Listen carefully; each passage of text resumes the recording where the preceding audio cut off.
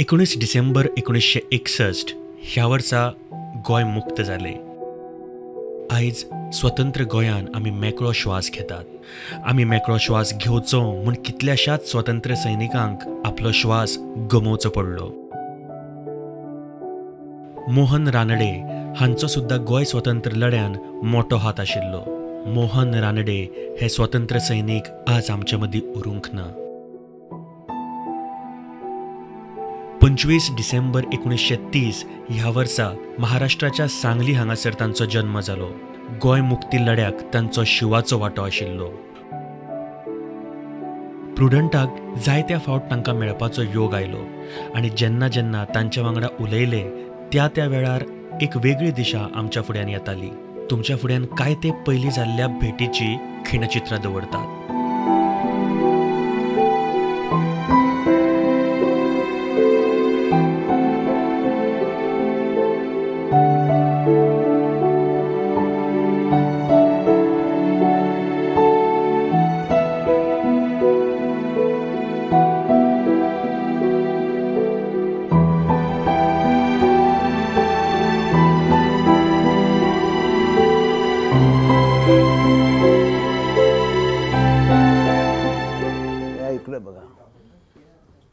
बरं का, इथं पूर्वी शारदा सावयकर असायची इथं कोठडीत. आता हे बंद त्यांनी सगळं निर्णय केलं आहे. पण त्यावेळी एक या कसं इथं मित्राबीर, हां इथं मित्राबीर आणि माझी तिथं होती त्या कोपऱ्यात. ही होती माझी, ही माझी होती. हां पण याची दाराची नव्हती ते सगळे हे असं होतं. या कोठडीत मी 2 वर्ष होतो. या कोठडीत 2 वर्ष होता. एकांतवासा सॉलिडॅरिटी. इथं बाहेर पार्टी होती इनकम्युनिकेबल. पहारेकरी असायचा माझ्यासाठीच वेगळा, अगदी केवळ माझ्यासाठी. हां आणि त्यालासुद्धा माझ्याबरोबर बोलायची परवानगी नव्हती. मला त्याच्याबरोबर नाही. तर इथं होतो मी. असं एवढीच कोठडी होती, एवढीच. इथं मी इथे 2 वर्ष, हां या कोठडीत मी 2 वर्ष होतो. 2 वर्ष. हे नंतर केलं काय तुम्ही बांधले? नंतर केलं. मग थोडंसं आत होतं एवढंच. याच्यात 2 वर्ष होतो. आणि नंतर त्यावेळी ते बांधायला लागले होते. नंतर मग तिकडे तिथं 3 वर्ष होतो त्या कोठडीत. बरं का, या कोठडीत आपण 4 वर्ष इथं होता. 2 वर्ष मग तिथं 3 वर्ष. तिथं 3 वर्ष. बेतीच्या हल्ल्यानंतर मी ते जखमी झालो. मग लगेच मला रायबंदरच्या हॉस्पिटलमध्ये नेलं. ऑपरेशन वगैरे झालं. मग 10 दिवसांनी टाके काढले आणि लगेच इकडं आणण्यात आलं. या कोठडीत ठरलं. आणि आणल्यावर काय बेडम फक्त मी एकच असा होतो. एवढ्या काय 1000 पॉलिटिकल मी फक्त असा होतो की त्या बेडीला पात्र होतो. म्हणजे तो वेगळा सन्मान होता. इथं बेड्या घालून मला ठेवलं आणि इथंच हो मी 2 वर्ष होतो. आणि इथं असतानाच मग इथं बोलायला वगैरे कोणाला परवानगी नव्हती. म्हणजे जो रखवालदार होता त्यालाही माझ्याबरोबर बोलायला परवानगी नव्हती. हेतू हा की मित्रत्वाचे संबंध होऊ नयेत दोघांच्यात, केवळ यासाठी. इथं माझ्यासाठी एक वेगळा पोलीस खास, तो मोंतरेच्या गँगमध्ये होता. मोंतरेची गँग ही रेग्युलर पोलीस नव्हती. समजलं? ते कपडेही त्यांच्याकडे खाकी नव्हते. फक्त हे फातू मक्का आपलं हां निळे. आणि त्यांच्यावर फक्त मोंतरीची सत्ता चालायची. त्यानंतर माझ्या ह्याची किल्ली जी होती ती सगळ्या बंचमध्ये नव्हती, सगळ्या कोठड्यांच्या किल्लीत नव्हती. वेगळी किल्ली शेफकडे असायची, चीफ ऑफ द पोलीस. आणि मग मला काढण्यासाठी ते आणायचे, बरोबर पोलीस आणायचं आणि इकडं या बाजूला संडास, ते तिकडे न्यायचं आणि पुन्हा इथं आणून ठेवायचं. ह्याच्यात झालं असे 2 वर्ष झाली.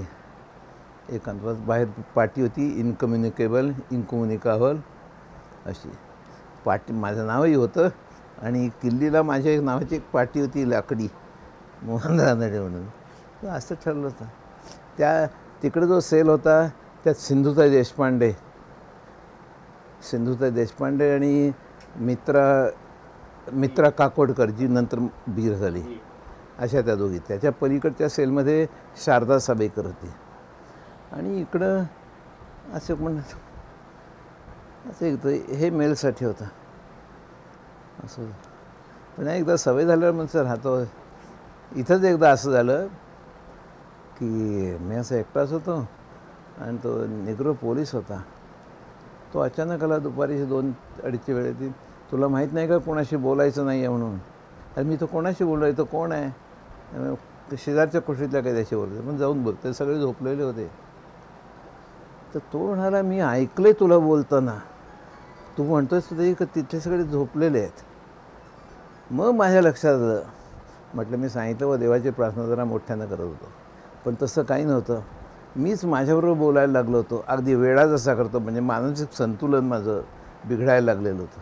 मी तर वेडानं एकदा हातवारे करून त्याला आधी स्वच्छ काही भान तसं व्हायला लागलेलं होतं. मी मनातून त्याचे आभार मानले, व तू आता मला जाणीव करून दिलेली आहेस की माझं मानसिक संतुलन बिघडतं आहे.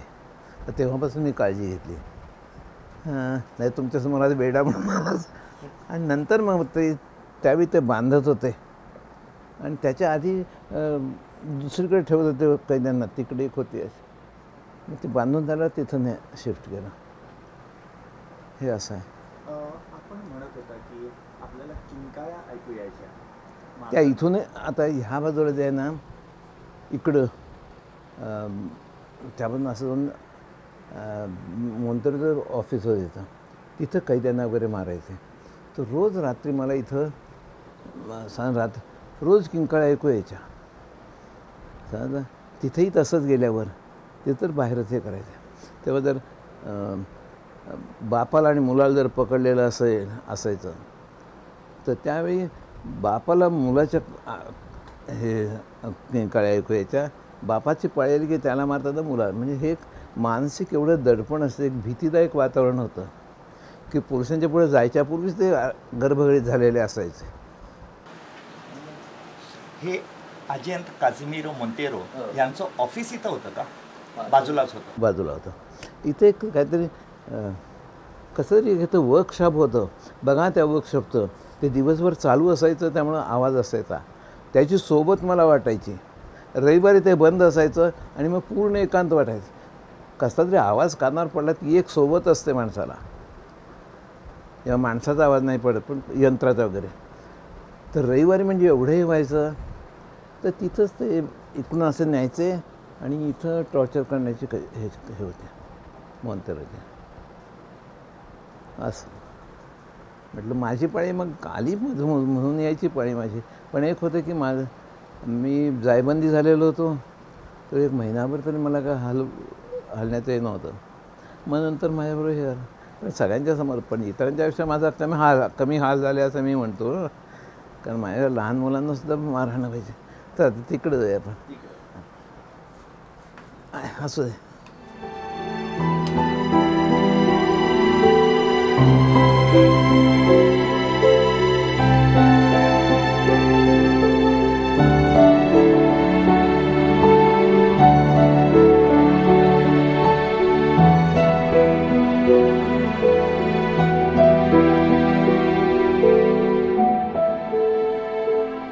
इकडे त्यावेळी संडास वगैरे असा होता आणि तिकडे न्यायचं सरळ इकडं.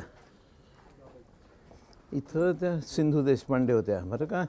इथं सिंधू देशपांडे आणि मित्रा बीर म्हणजे काकोडकर त्या पूर्वीची त्या इथं होत्या. आणि तिथं शारदा सावेकर होती. काल ज्या तुम्ही ह्याच्यात बघितलं बाई बोलताना कालच्या डॉक्युमेंटरीत, त्या इथं होत्या.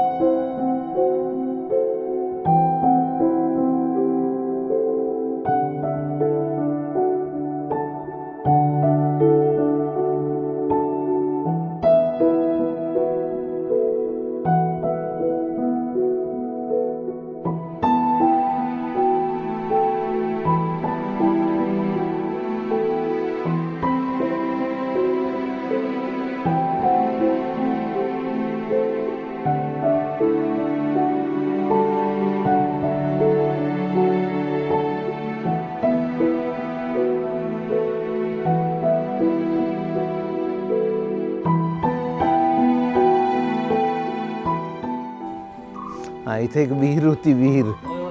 त्या विहीरवर कैद्यांना आंघोळ घालायचे. इथं अशी होती आणि विहीर होती.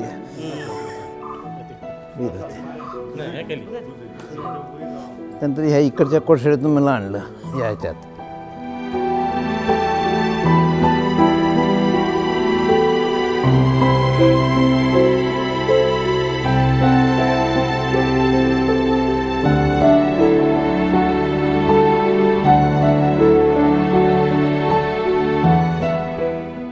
त्याच्यात चढून जावं लागायचं. पूर्वी पायऱ्या अशा होत्या, इथून चढून जावं लागायचं. हां, आणि इथं विहीर होती, इथे विहीर होती.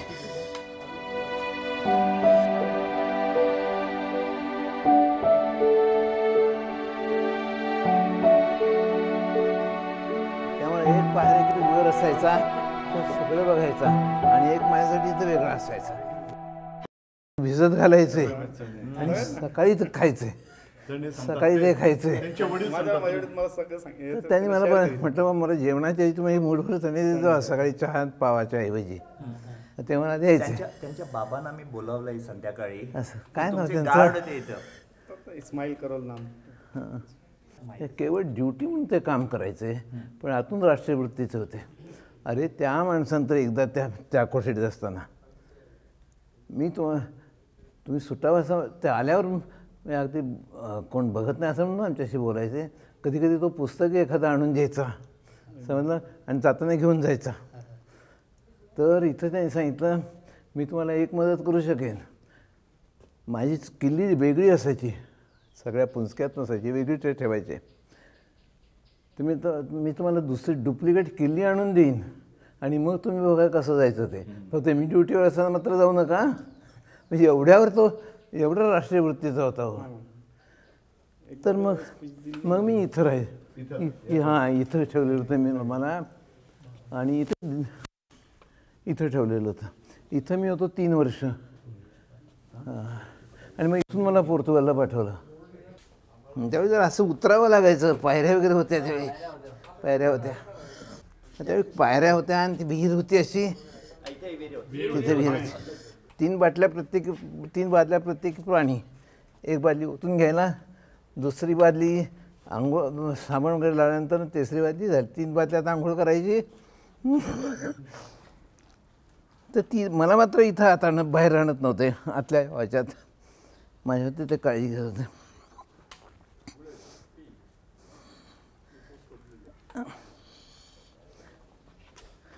आणि ह्या बाजूला याच्या पलीकडे ढेप्यांचं घर लागतं तिकडं. हां, ते घरातल्या बोलण्याचा आवाज वगैरे मला ऐकू यायचा, थोडी सोबत झाली त्या आवाजाची.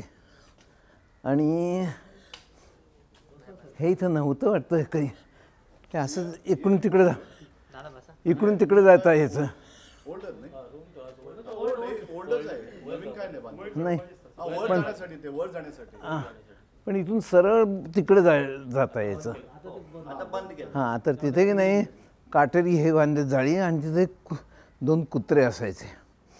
हां, माझ्यासाठी.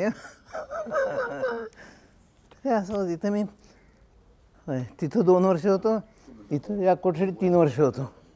मग इथून 23 ऑगस्टला मला पहाटे 4-4:30ला बाहेर काढलं आणि बोटीवर नेलं. आणि बोट काहीतरी 12-12:30ला बोट सुटायच्या वेळी मला बोटीवर चढवलं. आधी वास्कोच्या पोलीस स्टेशनवर ठेवलं, आणि मग बोट काहीतरी 12ला सुटणारच होतं. त्यामुळे 11-11:30ला मला वर चढवलं बोट दुपारी. आणि मग तिथेही कोठडी त्यांनी तयार केली, ती मुद्दाम केलेली असावी, कारण आज जो बाक होता त्या बाकावर मी सहज एकदा बघितलं तर मापं वगैरे लिहिलेली होती. म्हटलं सुतारानं त्या मापं बांधली केली असते नुकतीच. आम्ही ते चढवलं. मग 43 दिवस लागले. वाटेत नकाला म्हणून बंदर लागलं, मग मोसंबिक, तर लॉरेन्स. तर मोसंबिकला मला 5 दिवस ती बोट राहिली तिथं. मालभाऊ बोट होती, तर माल चढवायचा होता, हा माल काही उतरवायचा नव्हता. तर 5 दिवस बोट थांबली, आणि मग मात्र तिथून जी सुटली ती सरळ पोर्तुगालला 3 ऑक्टोबरला नाही 5 ऑक्टोबरला पोचले. 5 ऑक्टोबर गोव्याच्या लढ्या नाही पोर्तुगालच्या इतिहासात महत्त्वाचा दिन, कारण 5 ऑक्टोबर 1910ला पोर्तुगालमध्ये प्रजासत्ताक स्थापन झालं होतं. अरे त्यांनी पोर्तुगीज जनतेनं राजाला आणि त्याच्या फॅमिलीला सरळ चक्क मारलं आणि प्रजासत्ताक रिपब्लिक स्थापन केलं 5 ऑक्टोबरला. त्या दिवशी मी तिथं पोचलो. म्हणजे 5 ऑक्टोबर 1910ला 50 वर्ष होत झाली होती.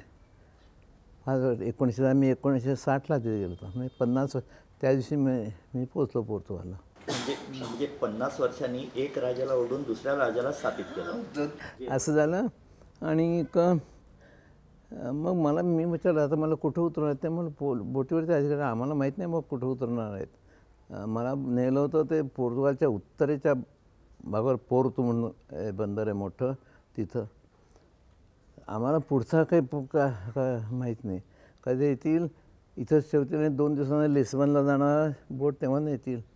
पण आम्ही पोचलो आणि लगेच एक अर्ध्या 1 तासात पोलीस आले.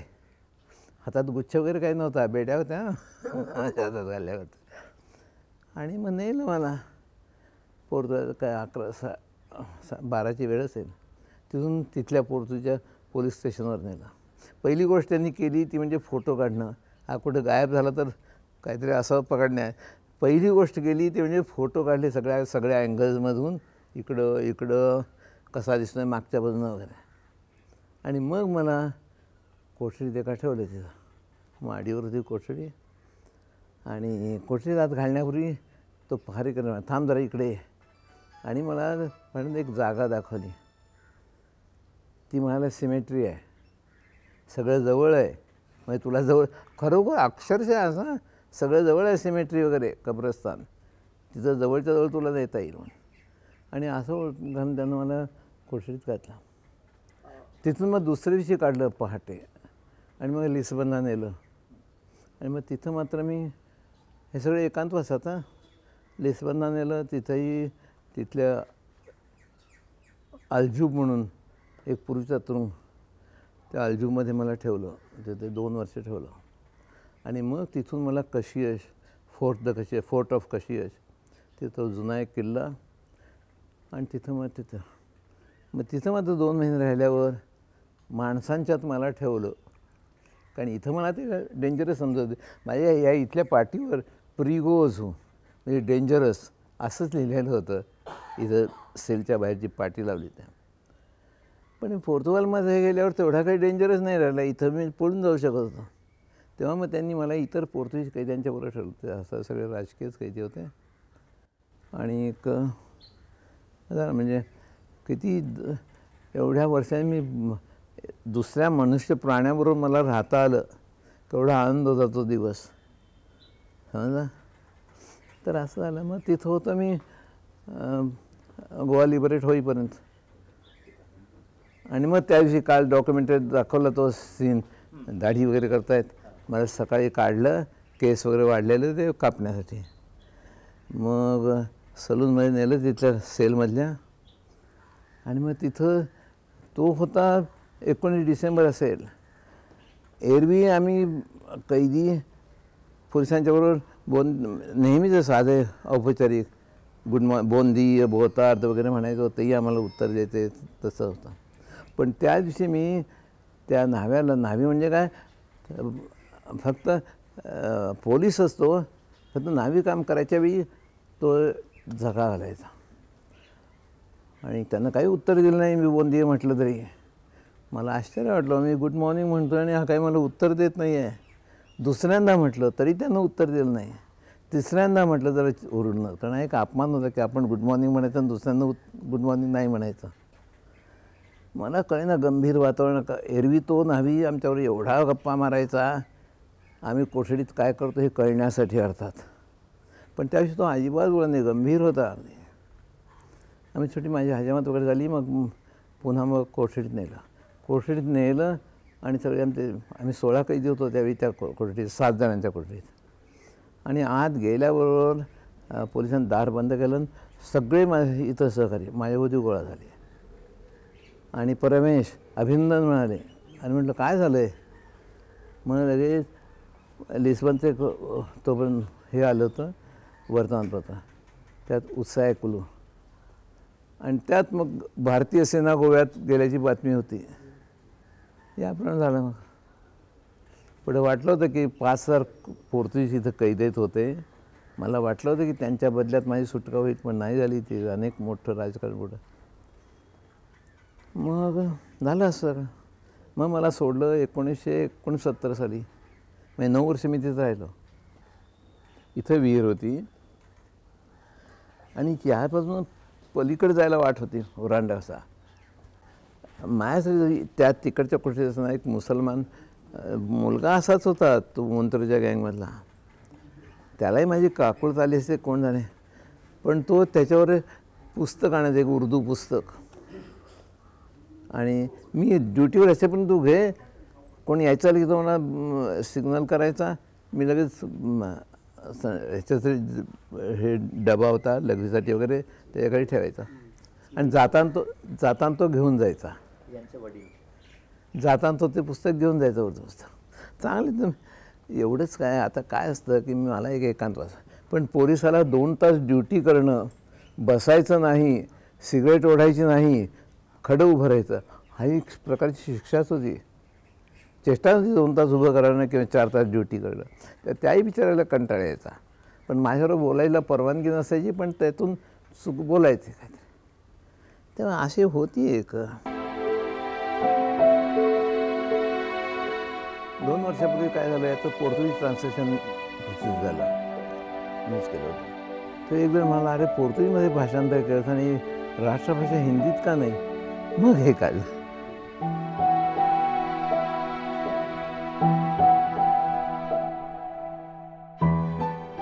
आंबेडकर पोलीस वगैरे मी हल्ला केला होता. आम्हाला हत्यारं पाहिजे होती. आम्ही तिथं चकमक उडाली तर फ्रान्सिस्को मेयर हवालदार होता, तो मग ठार मारला गेला. त्याच्यापूर्वी त्याने माझ्यावर गोळ्या झाडल्या होत्या.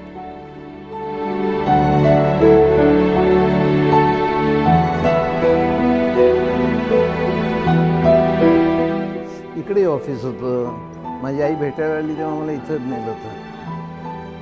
आई आणि भाऊ भेटायला आले होते.